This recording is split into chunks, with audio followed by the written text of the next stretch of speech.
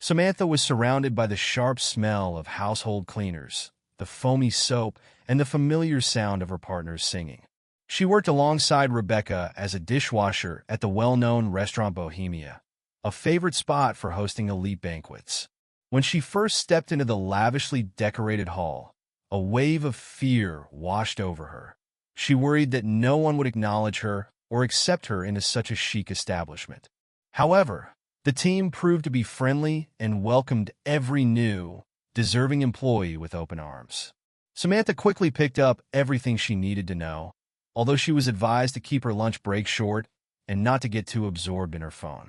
"Look at how your little one is running around," Rebecca said, nodding toward Samantha's 5-year-old daughter, who was busy trying to help with little tasks while her mother worked.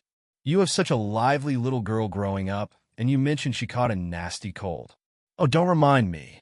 She's much better now," Samantha replied with a smile, glancing at her beloved daughter. "I'm just so exhausted from this cold.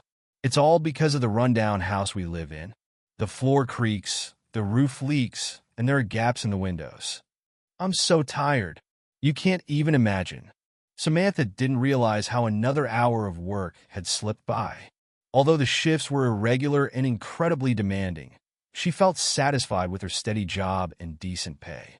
Mr. Ramirez, the restaurant's owner, turned out to be a genuinely good person, despite being a powerful businessman. He treated his staff with kindness and understanding.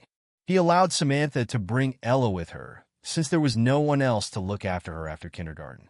Samantha was raising her daughter alone, relying solely on herself. The challenges of being a single mother seemed endless. She did her best, but sometimes her nerves frayed. Samantha wanted to find a better place to live, but it felt like money slipped away into the unknown. Her salary seemed to vanish before her eyes, no matter how many shifts she worked each month. That evening, Bohemia was set to host 350 guests for the wedding of a powerful businessman's only daughter. He had spared no expense in organizing the event and decorating the hall. In the morning, Mr. Ramirez gathered the staff. The bride's family promised a generous bonus to every employee if everything goes perfectly, he said. "We must succeed. Do you hear me? Don't let me down, and good luck to us all." "Mr. Ramirez isn't just a boss. He's a gem," Samantha added with a smile. "Where would I leave Ella if he didn't allow me to bring her? She doesn't bother anyone. Just look at how hard she tries to help." Rebecca laughed while rinsing another batch of dirty plates. "Even though you're single, you're lucky to have your daughter. Everything will turn out fine. You're only 29. You'll find someone who will love you. I got married for the 3rd time last winter, so you'll definitely find your man." Samantha didn't care for Rebecca's words. After her husband's death 3 years ago, she couldn't bear the thought of another man. She had devoted herself to his memory and didn't rush to open her heart to anyone else. She hadn't yet recovered from that tragedy, pouring all her energy into raising Ella. "Please don't talk to me about others," she said, turning away, her tone blissfully firm. "I live for Ella. She's my light in the window. I get up every day for her. No, relationships aren't for me. If fate has dealt me this hand, I'll carry my cross." "You're strange," Rebecca replied, smiling. "Why suffer alone? What for? No one will appreciate your sacrifices. Trust me, there's a chance at happiness out there. You won't regret it." "Oh, instead of thinking about romance, I'd rather focus on how to make ends meet. It's not easy raising a child on my own. I never imagined I'd have to face all of this. Who would have thought that my Ryan would just disappear without a trace?" The mention of her deceased husband pulled Samantha into a deep despair. She fell silent, concentrating on the plates in her hands. The image of Ryan's smiling face surfaced once more, bringing back memories of when he had just begun to court her. "Mommy! Mom!" Ella approached Samantha with a radiant smile, holding a beautiful and incredibly expensive bouquet of exotic flowers. Flowers whose names were unknown to the kitchen staff. "Look what I brought you. Isn't it gorgeous?" Samantha stared at the bouquet in shock. Her joyful child had inadvertently brought her trouble. "Sweetheart, put that back where it belongs quickly." We can't afford to get in trouble over this. No, Mom. Nobody needs it. It was just sitting on the table. I watched it for a long time. Rebecca knelt down in front of Ella, glancing back at Samantha. Sweetie, quickly take the bouquet back, so no one sees you. Your mom could lose her job over this. And that wasn't my intention. Ella's face fell, her big, innocent eyes filling with tears. Mom, they won't fire you, I promise. I'll take it back right now. Quickly, honey. The bride needs to throw the bouquet to her friends. No wedding is complete without that. If they find out you took it, it will be terrible. Samantha gently patted her daughter's back to calm her and nudged her toward the hall. Even though Samantha was not supposed to be seen there, a quick child weaving through the guests wouldn't attract much attention. Just minutes earlier, the groom, Daniel, had noticed the little girl grab the bouquet and rushed off after her.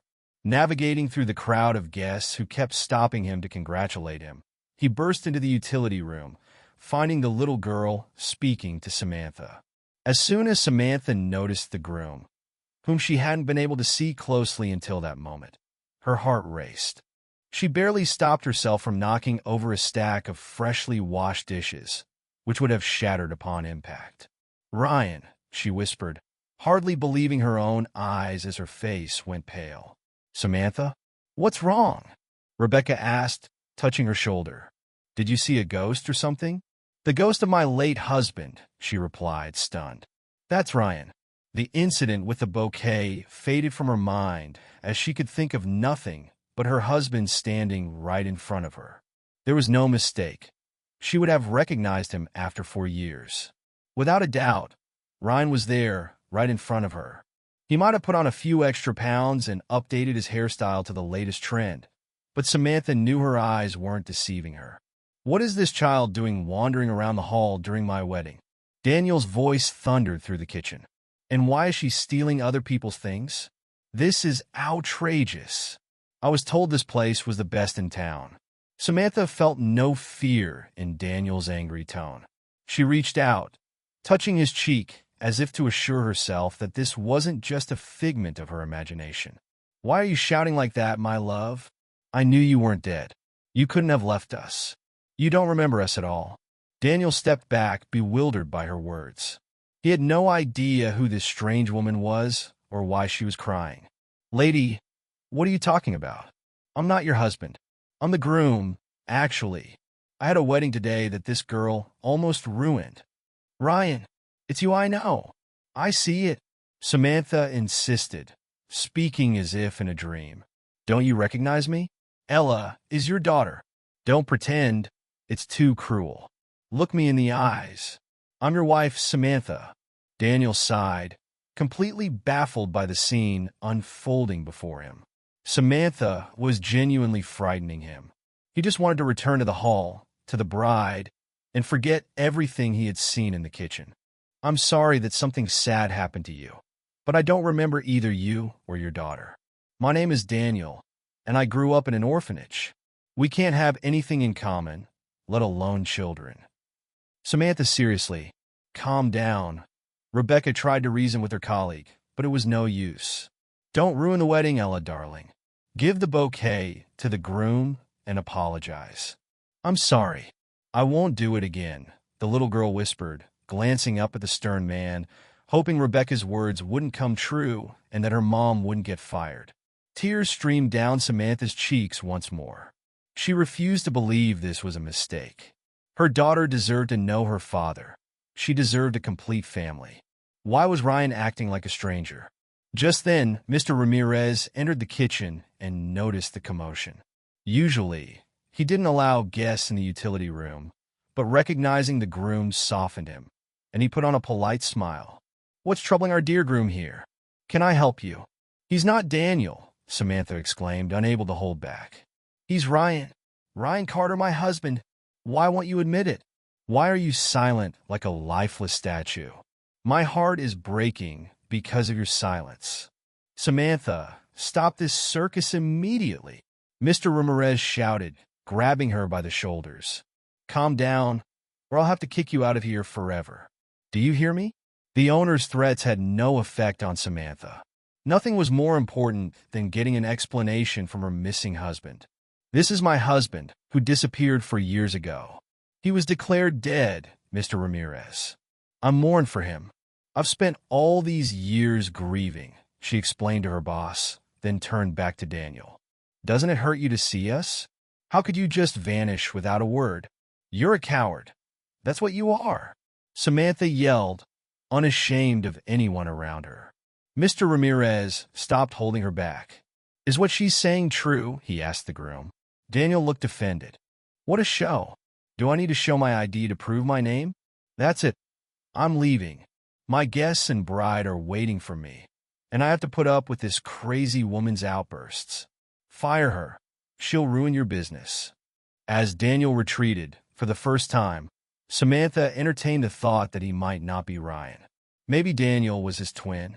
Samantha, go wash up and get back to work, Mr. Ramirez said, patting her on the shoulder to calm her down. I don't know what personal drama you're dealing with, but this isn't the time or place. You've interrupted everything.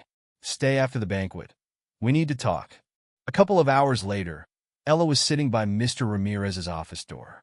Through the glass, she could see him gesturing and speaking animatedly while her mother stood with her head down, rarely saying anything and admitting her guilt. Is it because of the bouquet? The girl asked Rebecca, who stayed to watch over her while her mother was with the boss. No, dear. It's much more complicated, Rebecca comforted her. These are adult matters you wouldn't understand. But your mom will be punished for the bouquet as well. Remember, you should never take someone else's things, even if they're beautiful. Even if you really want to, you should never do it. I understand, Ella exclaimed, promising herself not to do it again. She was anxious about her mother. Don't let me down like this again. Can I rely on you? Mr. Ramirez asked one last time, packing his things into a leather briefcase. I'm loyal enough to my employees, but you need to know your boundaries. It won't happen again. Thank you for your understanding. Goodbye, Mr. Ramirez, Samantha sighed heavily, finding herself outside the office door. All she wanted was to go home, take a bath, and relax her tense legs. Mummy, I'm sorry I got you into trouble, her upset daughter apologized. It was a tough day today. You're remorseful. That's enough punishment for you. Let's go buy something delicious instead. What do you want? Awesome. I want ice cream or cotton candy. Ella perked up immediately, skipping along. The 24-hour store in their neighborhood was small, but it had almost everything they needed. After wandering around for 15 minutes, Samantha and Ella gathered their groceries and placed them on the counter. The tired cashier called out the total and stared at Samantha, clearly displeased with their late arrival. Wait a minute, Samantha said, reaching into her pocket where she had recently put her earnings for the shift. She exclaimed loudly, "Oh God, where are they?" As she looked into her pocket, she noticed a large hole that had gone unnoticed due to her daily work and chores. Why is this happening to me? Did I really lose everything? She began rummaging through another pocket on her jacket, but found no money there, just a few dollars in change. The cashier raised an eyebrow, waiting for the rest of the total. Listen, he began rudely. Either pay or leave. Stop pretending you lost your money and that you brought a child with you. Shame on you. We know scammers like you. We've dealt with plenty. At first, Samantha was taken aback by his treatment. She couldn't understand why he was treating her like a beggar. But soon enough, offense took over. Who do you think I am? Did I ask you to give me the products for free? Why are you being so rude? Because you're annoying with your antics. Get a job and stop bothering normal people. I'll say it again. Either pay or leave. Samantha decided to stand her ground. Her nerves were frayed that day, and she wasn't about to stay silent. I'll take just an ice cream. I don't have more. Well, you're really twisting it. Fine, just give me a small change, the cashier said mockingly. Please change your tone and do your job properly, Samantha replied tiredly. But the salesman continued to speak rudely, undeterred. Don't tell me what to do, swindler. Me? She shot back, but Ella, who had seen too many quarrels, started to cry. Let's go home quickly, please. Look what you've done with your rudeness, Samantha snapped at the man. No compassion at all. What a jerk. She wiped her daughter's cheeks with her palm and kissed her on the nose. Don't cry, baby. Here's your ice cream. We're almost home. Suddenly, someone behind Samantha spoke up. A tall, strong man around 35 appeared out of nowhere, glaring threateningly at the bewildered cashier. What? Not enough thrills for you? You found yourself a victim, a woman and a child. What a brave man. Can you handle someone your own size? Or are you just a coward? The stranger leaned over the counter, causing the cashier to step back, realizing he was in over his head. No, I didn't mean to mock her. The cashier stammered, his voice suddenly high-pitched. We get all sorts of people in here. Take it, the stranger said to Samantha, pointing at the purchases she couldn't afford. I'm paying, Brad. With that, Samantha and Ella left the store as the careless employee apologized to them. Thank you so much, Samantha smiled at her rescuer. I'm so exhausted today. I didn't have the energy to argue. And then this guy started mocking me. Sir, thank you very much, Ella chimed in, happy to see her mother smile again. Brad smiled back and offered to walk them home. Samantha usually only interacted with men for work and hadn't noticed any interest directed toward her in a long time. Now, after experiencing such a vulnerable moment, she felt relieved to meet someone strong and caring. You have a beautiful daughter, Brad noted, watching Ella jump up and down with excitement. I always wanted 2 kids, but it didn't work out. Samantha noticed his expression darken. I'm a widower. My wife and I were trying to have a baby, and we even considered adopting since it wasn't happening for us. Then during a routine checkup, we found out she had a tumor. I'm so sorry for your loss, Brad. That's a huge blow. I can relate. I lost my husband 3 years ago, so I've been coping on my own. Surprisingly, Samantha felt a sense of lightness instead of worry. She rarely spoke about Ryan, and when she did, it often ended in tears, so she usually kept silent.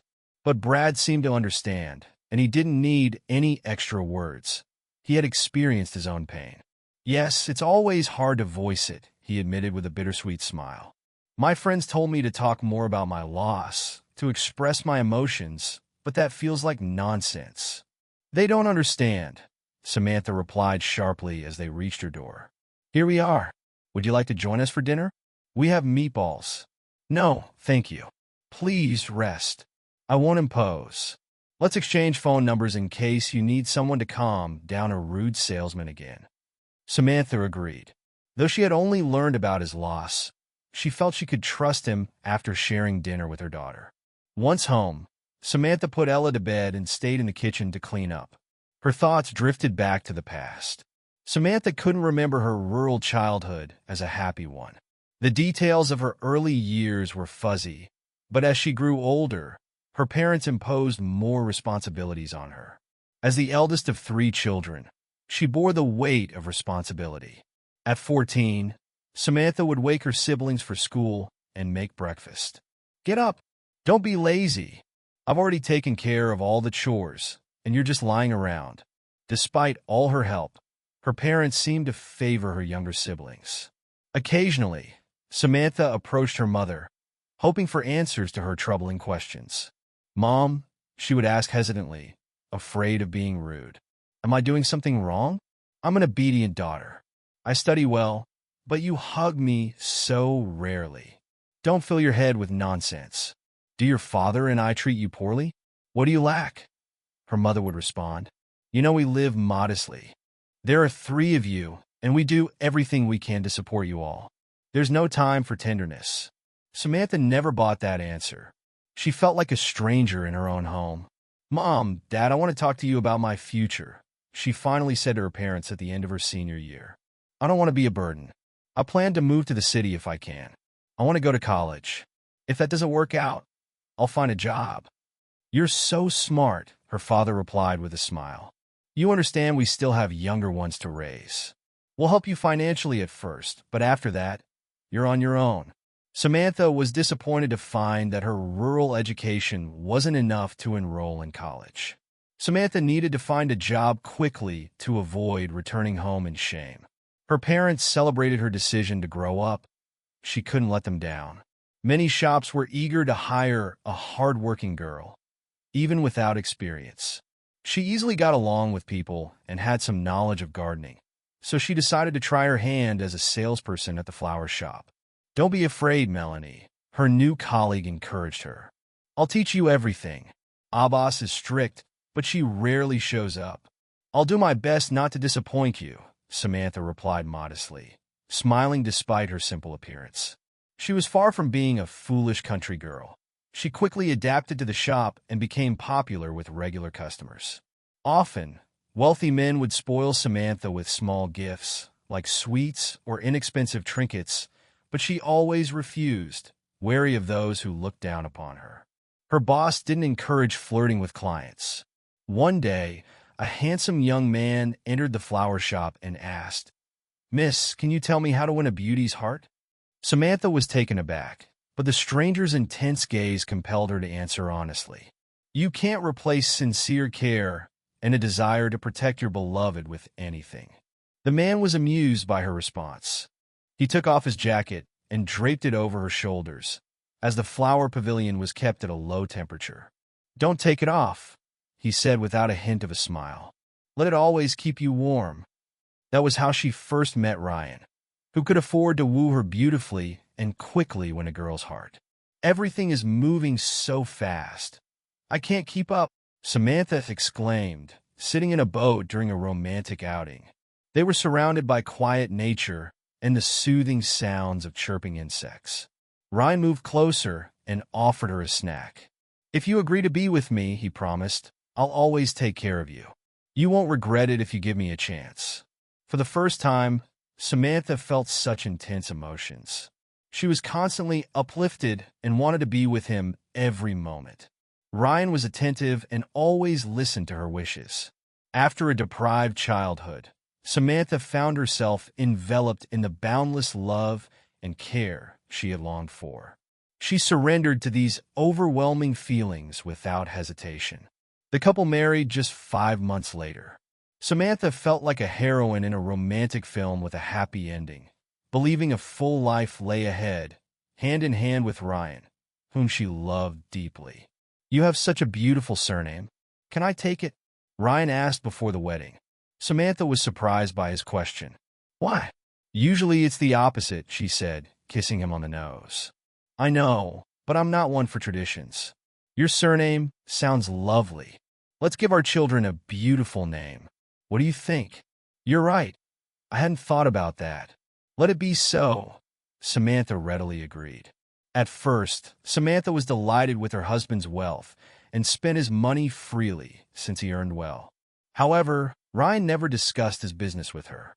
"Darling, are you some kind of spy? Why don't you ever talk about your work? And why don't your friends or colleagues come over? Why should my dear wife know about it? There are men's matters, you understand? Just trust me. Live for your pleasure." Ryan evaded her questions and didn't share anything. Several attempts to talk to him were unsuccessful. Samantha realized she wasn't meant to know about Ryan's activities. What if he was a secret agent? What if his duty required him to keep information from even his closest relatives? Respecting and fully trusting her husband, Samantha calmed down and stopped asking questions. "Samantha, you're just glowing," her former colleague Melanie remarked. "You've blossomed since getting married. Expensive clothes, jewelry. You even carry yourself differently." "Thank you, my dear," Samantha replied shyly. "I've noticed it myself, too. Money works wonders. Ryan makes sure I don't need anything. But I'll share a little secret about my glow. We're expecting a baby." She admitted this with a happy smile. "Oh, how wonderful. Congratulations. May your baby develop healthily without any troubles," Melanie said warmly, hugging Samantha and resting her hand on her barely noticeable little belly. Ryan surrounded his wife with care, anticipating all her desires.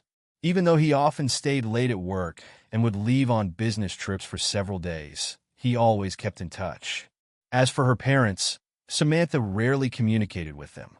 They had come to the wedding but left almost immediately, returning to their younger children under the pretense of having household chores that couldn't be neglected. After the birth of little Ella, Samantha noticed some changes in Ryan that made her uneasy. "Honey, what's going on?" she asked one day, unable to ignore how he often jumped out of the room to answer the phone. "Everything's fine," he would always reply, but the tone and secrecy didn't sit well with her. Ryan began checking the windows and the front door before bed and often appeared lost in thought. One day, he grew anxious when their neighbors knocked on their door. He looked around warily. "What's going on?" Samantha asked, beginning to worry about her and Ella's safety. "Don't worry. I've just become like this since our daughter was born. I'm a father, your protector. I need to be alert to guard you from any surprises." But Samantha could see that her husband was irritated by her concern. "Why do you keep asking? Don't you have enough problems? Take care of the child instead. You should improve as a mother." His words stung. Samantha hadn't expected him to be so harsh and unfair. She always tried to keep their home in order, even on sleepless nights caused by their daughter's colic. Though she stopped pressing him for answers, Samantha continued to watch him closely. She sensed that Ryan was scared but didn't want to share that fear with her. As a good wife, she felt it was her duty to be his support and confidant. But he didn't see it that way. He preferred to handle everything himself. At first, she admired that trait in him. But if they were in danger, she believed she had the right to know so she could prepare for any situation. Ryan, however, stubbornly remained silent, assuring Samantha that there was nothing to worry about. Then one day he disappeared for good. Only the persistent police officers accepted Samantha's frightened statements. 3 days later, one officer tried to comfort her. "Mom, I understand that you're worried, but there are rules. We can't just drop everything to search for your husband just because he didn't come home. Maybe he decided to take an unplanned vacation. He might just be tired of family life. Your little daughter is probably annoying him. I don't need your assumptions. I need action. What if my husband is lying somewhere injured? What if he needs help? We're wasting precious time. If something has happened to him and you haven't acted, please calm down. The search will not begin until it is appropriate. Go home and rest. Put the little one to bed. Your husband will be found." This happens often, mistresses and such. But Samantha knew something was wrong. Something bad had happened to Ryan. As soon as the police began their search, they discovered his car in a stretch of forest. On the second day, it was found in terrible condition, abandoned, with dented windows and shattered headlights. "Oh my God!" Samantha screamed when she was informed about the blood in the car. "Is it Ryan's blood? What happened to him? Why would anyone do this? They're not human. They're beasts." The examination is still pending. The results will be available in 4 days. For now, I can only advise you to try not to think of the worst. Do you have any relatives in the city? Ask them to come and stay with you, the officer suggested. He was now convinced that Ryan's life was in danger. If your husband is wealthy, he may have been kidnapped. Sooner or later, they will contact you and demand a ransom. Keep your phone with you. If there is any news, contact us immediately. From that moment on, Samantha was frequently called in for questioning regarding her husband's disappearance. The Haas family was the first to be suspected, but no motive or evidence was found against Samantha, so they dismissed that theory, leaving her to grieve her loss. Now, 5 years after those tragic events, Samantha felt a thrill at meeting George at Bohemia. She could hardly sleep that night, memories of their encounter and her closeness with Ryan haunting her thoughts. The next day, Samantha headed to work again, taking her daughter with her. That day, they were hosting another grand banquet, and she was grateful for the distraction work would provide from her sorrow. Focusing on her tasks always helped. As she walked from the bus stop to the gates of Bohemia, Samantha became increasingly alert. She realized an inconspicuous car was slowly following them. Fear gripped her. She remembered how Ryan would look back at every car like that, worried about being caught off guard. The anxiety took her back to those uneasy weeks after his disappearance. "Ella, my sunshine," Samantha said, crouching down in front of her daughter. "Go inside and find Rebecca. Tell her to keep an eye on you." "Where are you going? Can I come with you?" Ella perked up immediately. No, my dear, not today. I have urgent business, and it's not for children, Samantha said firmly, knowing how to influence her child. Will you be back soon? I'll wait for you. Of course. I'll be there in 10 minutes. Just sit in one place and don't get in the way of the adults. Remember what happened yesterday? That's right. Wait for me calmly. As Ella entered the restaurant, Samantha turned the corner and hid. She saw a tall man exit the car. His hood concealed his face, but he headed toward the same turn where she had just disappeared. Wanting to uncover the identity of her pursuer, Samantha quickly dashed around the building to catch up with him and prevent his escape. Hearing her fast footsteps behind him, the man turned around. Samantha gasped, halting in her tracks. Why are you here? Why are you following me? She demanded, anger flaring within her. The adrenaline surged through her veins, making her feel bolder and more determined. Her gaze revealed she wouldn't back down without answers to her pressing questions.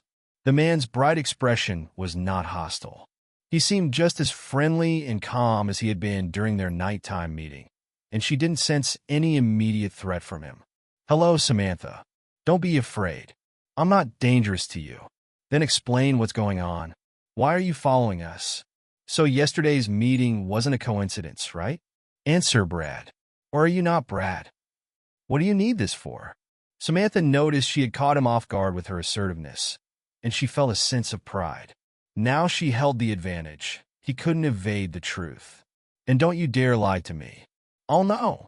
Well, you're a smart woman, he replied calmly. I suggest we discuss everything in a more pleasant place. But you have your work shift ahead. I want to hear everything now. We have 10 minutes. Samantha stood her ground, her gaze unwavering. The thing is, I used to be a police officer. Now I work as a private detective. I have my own agency.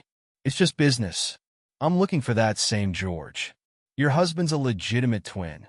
Surprise washed over Samantha's face. Why do you need him? Is he involved in something? Tell me, does he really not know about my situation? If he knows where my husband is, why didn't he say anything yesterday? I could have lost my job, and he just stayed silent, showing no sympathy at all. He definitely knew who I was, but behaved so coldly. I suspect there is no George or Ryan. It's the same fraudster, a marriage swindler. What? Samantha protested. Why? Ryan isn't like that. He loved me. We had a family. Would he start a real family just to throw it away? That's ridiculous. Ryan adored Ella. He couldn't live without her. You don't know what you're talking about. He couldn't have become a criminal. He loved us and did everything for our family. He couldn't have been such an excellent actor and then just disappeared from his own child's life. Brad looked at her sympathetically. I'm sorry to say this, but you have no idea what these scoundrels are capable of for their own benefit. They're dangerous, calculating people capable of great cruelty. Samantha leaned against the wall, feeling dizzy from the sudden wave of despair that struck her after years of waiting for her husband's return. Samantha had considered various theories about what had happened, ultimately blaming Ryan's business for everything. It always seemed suspicious, and now she had stumbled upon yet another terrible possibility. Are you all right? Brad asked, gently taking her shoulders and looking into her eyes. Breathe calmly, Samantha. Breathe. That's it. Clever girl. Don't panic. You're holding up well, he added with a light smile. Your spouse is a real pro. He's fooled many women, including me. Using different names and aliases, he cleans out the bank accounts of his wealthy wives, taking out loans in their names. That's how he lives. Always has money to charm his next victim. But why do Ryan need me? My parents are poor country workers. You probably figured that out by now. Is there any profit from me? I'm not the daughter of a banker or a politician. You don't know everything about yourself, Brad replied, deciding it was time to reveal the truth. I was hired by an influential person to keep an eye on you. You have no idea how protected you are. Samantha couldn't help but laugh irritably. Dangerous and powerful? A dishwasher? A woman from a restaurant? Are you kidding me? Just tell me who sent you. I want to meet him. No problem, Brad immediately agreed. But later. It's time for you to go now, or you'll be late. I'll call you when I arrange the meeting. This conversation excited Samantha. She had a flood of questions she wanted to ask right then, but she would have to wait. A couple of days later, Brad called. It's time to visit my new employer. I'll drive you myself, but it will be a long trip. Samantha felt nervous all day leading up to the meeting. She didn't know what to expect or how to react. It was unsettling to think someone knew more about her than she did. Are you nervous? Brad asked quietly, skillfully navigating the busy city streets. Is it that obvious? Samantha shuddered at his attentive gaze. I don't know how everything will end, she admitted, and he gently touched her hand in a gesture of support. Believe me, everything will be much better than you imagined. This meeting will bring you peace. By the way, here we are. The car approached a large house nestled among tall trees.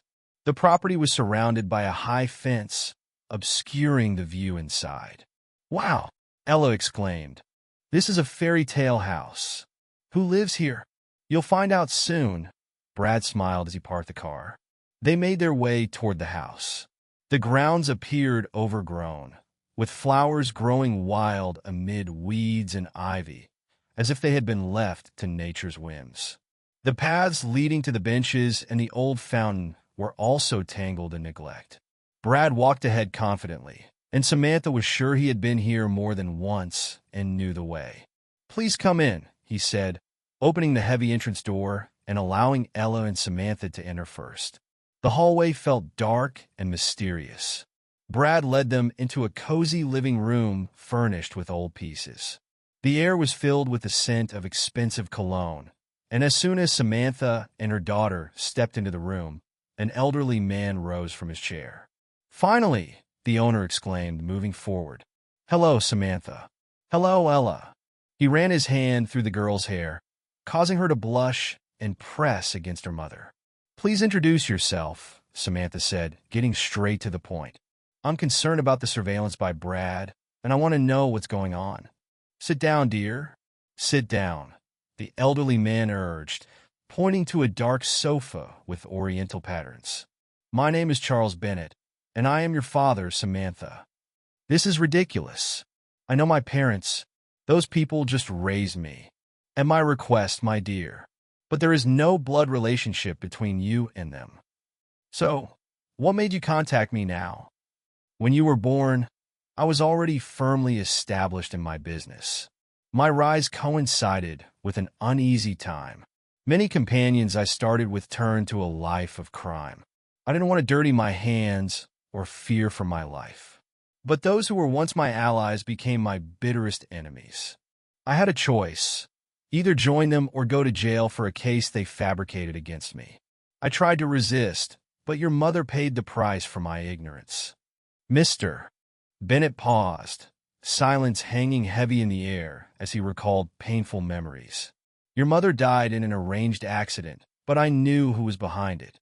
I had substantial evidence against them. After your mother's murder, I handed everything over to the police, and it became a high-profile case. After that, I fled the country because I knew their associates would come after me for revenge. Their only targets were me and you. Believe me, my daughter, I didn't want to leave you to fate. I had no choice. I gave you to a poor family and hid you so that no one would know you were my little heiress. After those events, I remained outside the country for a long time, constantly fearing for my safety and grieving the separation from you. The separation seriously undermined my health. Money doesn't solve everything, despite what people think. My illness is incurable, and I wanted to die in my homeland among loved ones. You, my daughter, and Ella are the only family I have left. Besides, all my enemies are already dead. Some died in prison, others perished in power struggles. Now, I am so happy to see my granddaughter with my own eyes. I never forgot about you. I helped as much as I could, but I had to do it very secretly. If I had been caught, neither you nor I would have lived to tell the tale. Samantha was overwhelmed with conflicting emotions. On one hand, She felt glad to have found her biological father, who had taken care of her from a distance. She had always felt neglected by her adoptive parents, and now she understood why. On the other hand, she was furious that someone as influential as her father had allowed her to get involved with a fraudster like Ryan. So, I am your only heir? Me and Ella? And you're not afraid of my selfish plans? After this confession, Mr. Bennet laughed good-naturedly. Daughter, even if you had selfish plans, I would still give you everything I have. That's why I dared to come into your life and hope to earn at least a little of your trust. For many years, I existed without the warmth of a family. Each morning, I awoke with a sense of dread, haunted by nightmares. The thought of my child growing up in less than ideal circumstances troubled me deeply. Yet, I implore you not to strip away my final joy of being with you. Allow me to hold on to hope, to witness her laughter while I still have the chance. Samantha, feeling overwhelmed, chose to concentrate on the matter concerning Ryan. She was eager to discover what Brad had unearthed about him. "Excuse me?" Samantha asked, glancing at the maid who had just entered with a tea tray. "Could you show my daughter that fairy tale house? She's been dreaming about it since we arrived." "Absolutely, it would be my pleasure," the maid replied gently, taking the girl's hand. "Yay, Mummy! I'll come back and tell you everything." "Okay, sweetheart, just behave yourself, and please don't give me any reason to worry." "Don't worry, Mum. I promise I won't." She turned to her companion, curiosity bubbling within her. "How many rooms are in this place? Are there any secret passages? Every castle needs those." Brad's thoughts shifted back to the matter at hand. "So, what do we really know about my husband, Brad? Are you sure Ryan is George from the wedding? Maybe they're twins. But if he's truly a criminal, we need hard evidence," Samantha said, striving to maintain her composure. "If he's a married con man, he needs to face the consequences. We have to uncover everything to prevent him from striking again. We do know that he has married another victim, and she's wealthy. We must act quickly before yet another woman is left heartbroken and alone with a child. But if I didn't know about my real father's inheritance, how did my husband get wind of it?" "I'm not entirely sure," Brad replied. "I've been tracking Ryan for a short time, but it seems he's already deceived more than one woman. You were his first target. We need to find a way to pressure him into confessing, because pursuing legal action on all fronts is going to be challenging." Suddenly, an idea struck Juliana. "I think I know someone who can assist us, but the details are fuzzy, except for the name. When I was pregnant with Ella, I spotted Ryan in a cafe with some men. I was coming back from the doctor's office and noticed them through the window. When I approached their table, Ryan appeared genuinely alarmed. He began to stutter and ramble, trying to explain himself. One man stood out, much older than the others. I hadn't seen him before, and Ryan hadn't invited him to the wedding. He introduced him as a teacher, but I only remember a vague image of him. He seemed too disheveled to stand in front of students at a lectern, but he looked perfectly at home with a beer in hand. I think I caught them off guard. Ryan rarely introduced me to anyone, which indicated he didn't want me to meet this acquaintance of his. Could they be involved in something shady? Quite possibly, Mr. Bennet nodded. He had complete faith that a skilled detective like Brad would uncover the truth. Brad immediately began brainstorming ways to identify the mysterious stranger. I could try to locate video footage from that cafe or nearby spots. The odds of finding anything are slim.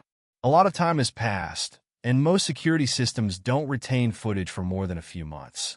It's been nearly 5 years now. Yet luck was on Brad's side. He successfully recognized Ryan's companion, who turned out to be his own father. Thomas had 2 counts of fraud against him. The name listed on Ryan's birth certificate, Clerk, held more appeal than Thomas's, prompting him to manipulate his son into earning a living through deceit. By then, Thomas had devolved into a lowlife, residing in a rundown shack and spending his days drinking and sleeping. "Tell me everything, or you'll face charges for complicity," Brad threatened, pressing him against the wall to elicit a confession. "I taught him everything, and he left me. the drunken man lamented to Brad. He bathed in the wealth of his rich wives, but that ungrateful son forgot all about me. I'll share everything if you hand me some cash. Brad nodded in agreement, and Thomas began to divulge. I was the one who persuaded my son to engage in scams. I had been working on tracking down Mr. Bennett, but then he seemingly vanished. However, I did manage to gather some information about his daughter. The heiress was all grown up. So, I sent Ethan to her, thinking Mr. Bennett would surely show up at the wedding. I believed my son would become wealthy as well, but that never materialized. To make matters worse, Ethan even got the girl pregnant, and still, her father didn't make an appearance. Realizing he had made a grave miscalculation, my son arranged for his own disappearance and then moved on to another woman. Now, give me my money for the information, he demanded. Armed with the facts he'd collected, Brad headed to the police to explain the case to his old colleagues. Ethan was quickly apprehended, revealing his hiding spot along with several documents bearing different names, including a passport under the name Ryan Carter. His new wife was horrified, realizing the potential damage her reputation and family life could have suffered by marrying such a despicable man. Everything is behind us now, daughter, Mr. Bennett reassured Samantha. In the months that followed, Samantha found herself visiting her father more frequently. Deep down, she had forgiven him because she understood he had done the best he could. If circumstances had allowed, he would have raised her himself and provided her with a different life. Now, she had to come to terms with her fate and be grateful that things had been resolved. Despite the anger and resentment she felt towards her ex-husband, Samantha never regretted bringing Ella into the world. Her daughter was her greatest joy and blessing. Meanwhile, Mr. Bennett's health continued to deteriorate. Day by day, he felt worse, even with the best caregivers and doctors striving to alleviate his suffering. I feel so much better when I see your face, he admitted, grasping his daughter's hand. Samantha accepted his invitation to move into his house, bringing Ella with her. Often, she would cry when she was alone, fearing she was about to lose another loved one with so little time left. Brad, unable to ignore the plight of his client, made a point to comfort her. He frequently visited, bringing bits of news to brighten her days. In a short time, Brad became a close friend and a reliable source of support for her. He was always there when she needed him, spending time with Ella and asking for nothing in return. Their bond deepened with each passing day, becoming a secret no longer. Daddy, I can't take it, Samantha wept as Mr. Bennett hovered near the brink. He could hardly form words, with his family never leaving his side. Everyone felt the weight of time slipping away, anxious to share their goodbyes. Ella sat quietly, feeling her grandfather's hand gently stroking her hair. She was saddened by her mother's tears and her grandfather's suffering. You can do it, my dear. We're the same kind. Hold on to Brad. He's dependable. I'm really happy for you. We didn't tell you earlier because we didn't want to worry you, Samantha said through her tears. Reluctant to let her father go, she wished for just a few more hours or days together. I bless you, Brad. Take care of them now. You are the head of the family, Mr. Bennett said. Many people gathered to accompany Mr. Bennett on his final journey. Samantha didn't recognize most of the guests, but accepted their heartfelt condolences. It took her some time to process the loss. When the will was read, Samantha was stunned to learn she had inherited her father's entire fortune, including real estate and shares. We can live comfortably for the rest of our lives, she exclaimed, embracing her fiancé. We could even have a wedding in space. What a fantasy! Brad laughed, shaking his head. Let's consider something a bit more down to earth. How about heading to an island and renting a beautiful house with an ocean view? We can enjoy some peace, and there will be plenty for children to do. Ella will love it. Just the thought of her ex-boyfriend, Ethan, choking with jealousy over her newfound wealth brought a giggle from Samantha. Oh, he'd definitely try to spin you in circles, and I'm sure he won't stop writing to you from prison, hoping for a second chance. I might even be a little envious, Brad teased, leaning in to kiss his bride softly. Too late for that. I'm already taken by the best man in the world, she replied, smiling. The couple chose to invite only their closest friends, those who had stood by them through tough times and shared in their happiness. As they exchanged toasts and danced, the joyful atmosphere would forever remain etched in the hearts of the newlyweds. Ella sat between Samantha and Brad, beaming with happiness. "Now you'll definitely be happy, Mum," she said, clasping her mother's and stepfather's hands together. The beautiful wedding rings gleamed on their fingers.